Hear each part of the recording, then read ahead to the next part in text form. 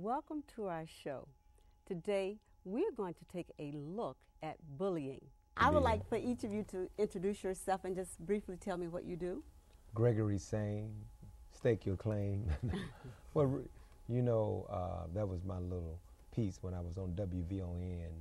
I would say that coming on the air because it really pump me up. But here recently with the board of education, with that, in that capacity, I do what we call school climate.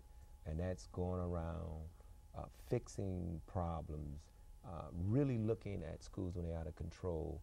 I'm a motivational speaker, so I'm always on the stage or in groups talking with our folks, motivating, because I know at the end of the day when it comes to bullying, when it comes to fighting a conflict, somebody have to inspire and motivate people to think a little different in terms of self-destruction and self-hatred. So I come from that perspective. So why do children or teens engage in bullying?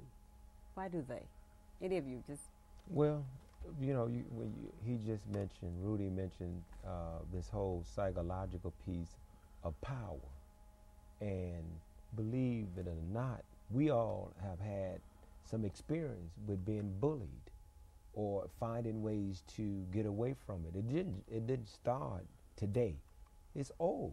Bullying has been around for a long time. I got bullied by a girl at Anthony Overton Elementary. I'm saying this on the air. A girl bullied me. Big girl. Rose. I'll never forget Rose. In the 6th grade, man. And making light of something so, and I mean, that's a hell of a story about Rose.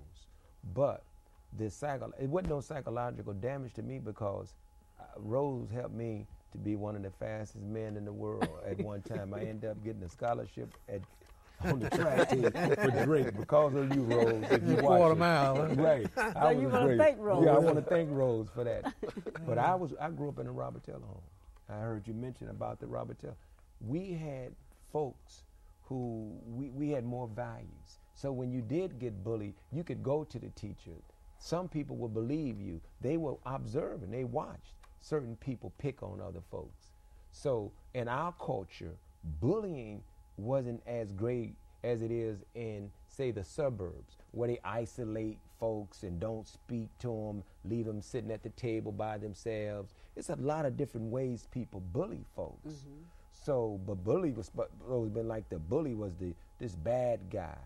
But bullying, some people, they really didn't have no power at all. Mm-hmm. They were scared themselves. Mm-hmm. But that was their way of trying to get identification. Mm-hmm. Right, exactly. Right, and so we all had bullies, but we had also folks we could go and talk to and tell that we got a bully.